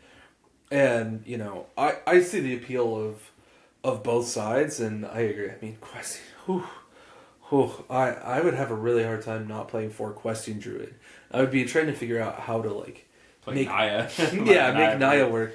But that comes back to how cool the Verges are, because they did such an amazing job enabling 2-color decks, but are not so powerful that, like, 3-color decks are free. Mm-hmm. Compared to, like, if we had Shocklands instead of Verges, playing 3 colors would be a lot easier, which is not necessarily a good thing. But I do agree that, like, there's an argument that even if we had the Verges, it's not an auto win. I think for pure aggro players, they'll automatically play Boros Charm version.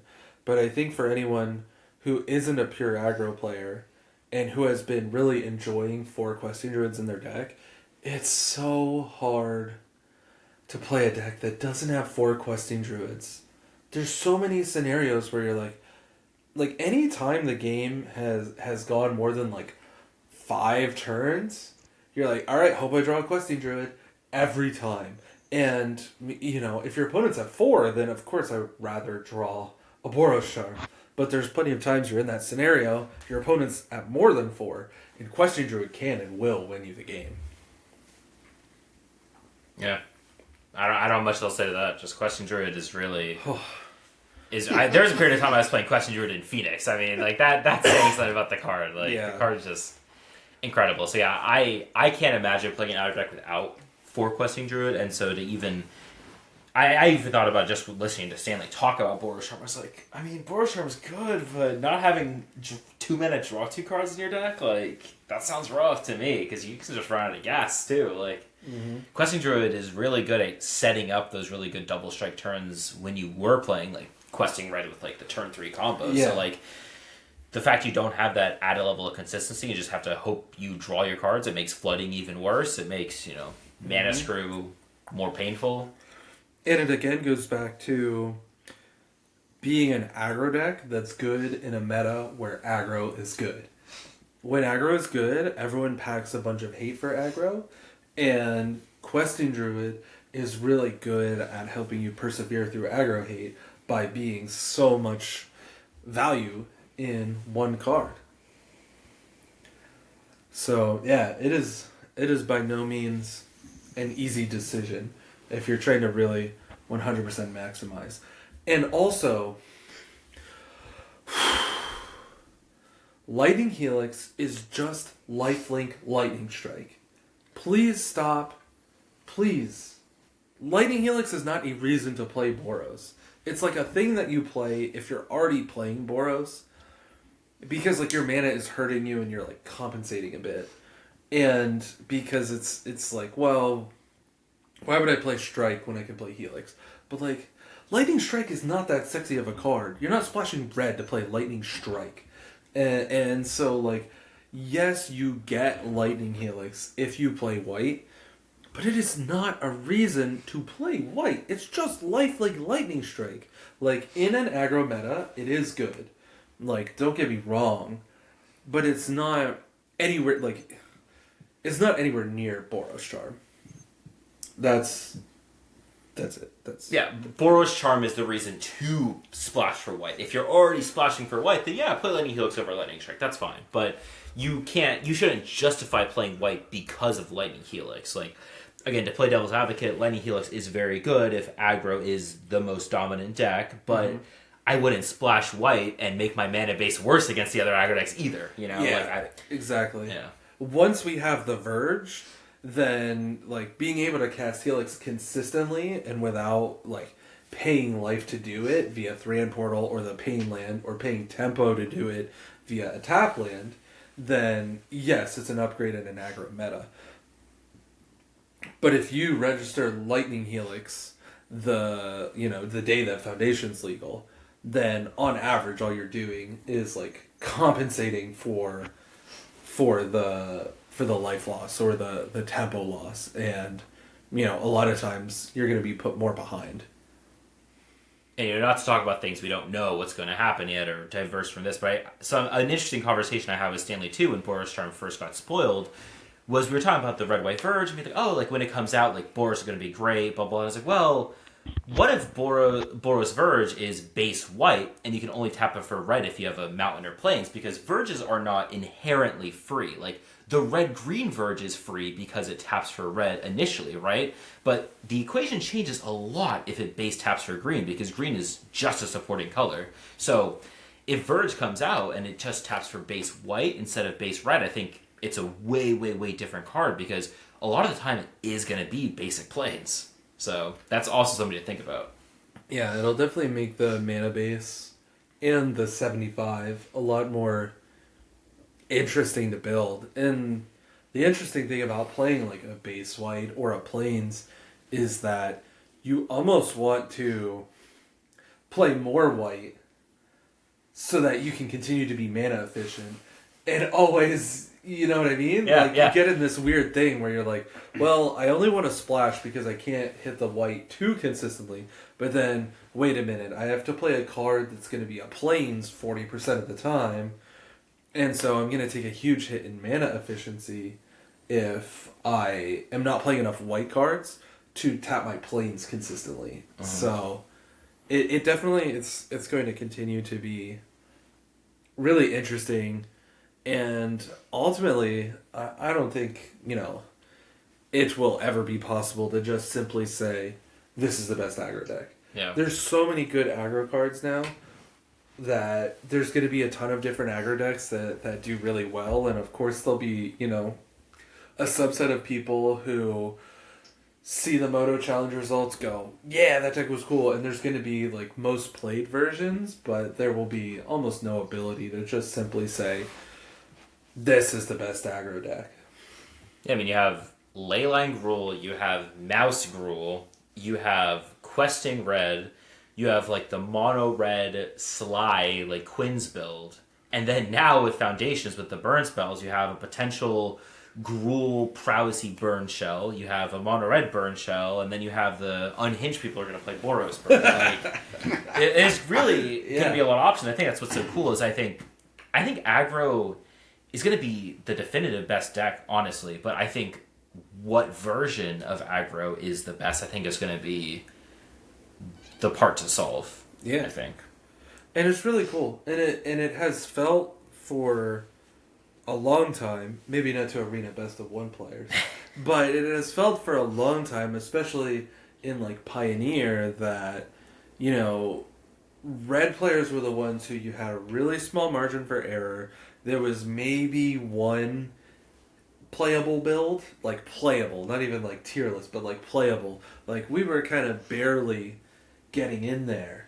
And, you know, mid-range players really had what you just described, where you could play any black-based mid-range you want. You had Shieldred friends, and it could be her green friends, her blue friends, even her white friends sometimes. Like, mid-range could be anything the pilot wanted it to be, because those black-based mid-range strategies were so powerful that you could kind of paint it whatever way you want. And it's very cool as an aggro player who was kind of fighting for scraps for a long time. Now we are in this situation where, like, dang, this is cool. I can play aggro any way I want. If I want to play burn, I can play burn. If I want to play prowess, I can play prowess. If I want to play, you know, a mega unfair leyline deck and just do dumb things and kill you on turn 2 with Scamp, I can do that too.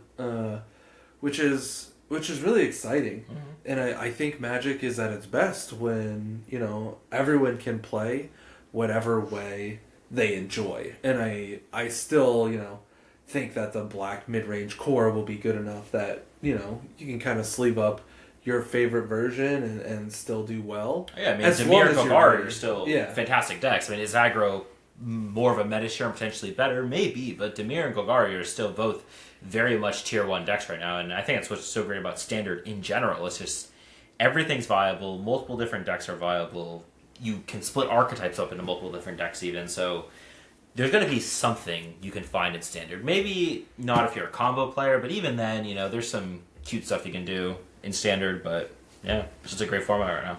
Yeah, I think that's a great, you know, topic or statement to wrap up on too. Standard's awesome. You can play it whatever way you want. You can do whatever you want, and you've got a good chance to take home some wins. And I'm really excited for Standard RCQ season. And you know, I think everyone's gonna have to be ready for anything, because you know it's been a minute, and Foundations is huge. And if you think you know what you're gonna play against when you go to your Standard RCQ, I think you're gonna have another thing coming. Even, you know, turn 1 Mountain could look so many different ways, like we're talking about, and turn 1 Swamp can look so many different ways, and so it's gonna be really exciting. There's the Oculus deck too that cooks. Domain still exists. Like, there's tons of different strategies in Standard, and so RCQ season is gonna be really, really exciting. A really good time. I'll just say, as the newer player in the room, I'm really looking forward to Standard. I think it's going to be fun. Modern. I'm not saying I didn't enjoy Modern, but Modern is probably, out of everything, my least favorite, and the one I enjoyed the most that killed off. I really liked Pioneer, and Pioneer went away. So, yeah. But yeah, I think Standard's going to be a lot of fun. I'll say it. I hated playing Modern last season. I thought it was abysmal. There was not a single deck that I felt like I enjoyed playing. The aggro decks didn't feel like aggro decks. The control decks sucked. Combo decks didn't start getting good until the end. They banned the combo deck that I was going to play through the season, right? Thought the format, and pardon my French, I thought it fucking sucked. Well, like I said, we're going to end on how great Standard is, so... No, I wouldn't disagree with anyone on that. So I'm excited. I'm too. gonna be playing my weird off-meta stuff, and I'm gonna have fun. Will Atraxa Grand Unifier be coming into play? 100%. Excellent. My nightmares coming to fruition. You don't mind if I borrow her with Twisted Fealty, right? Ooh, I like the Twisted Fealty. All right. Well, if you have made it this far, thank you for listening to us. Hope you had a good time. I think this is the part where I'm supposed to say like or subscribe, or maybe I was supposed to say that a long time ago. I don't know how the algorithm works. Probably, yeah. If I manage to figure out how to get this on Spotify, please do whatever you do on Spotify to show that you like something. I don't know. Hopefully you had a good time. I think we had a pretty good time. Standard's gonna be great. Can't wait. Yeah. Cue outro music. Ba-da-da-da.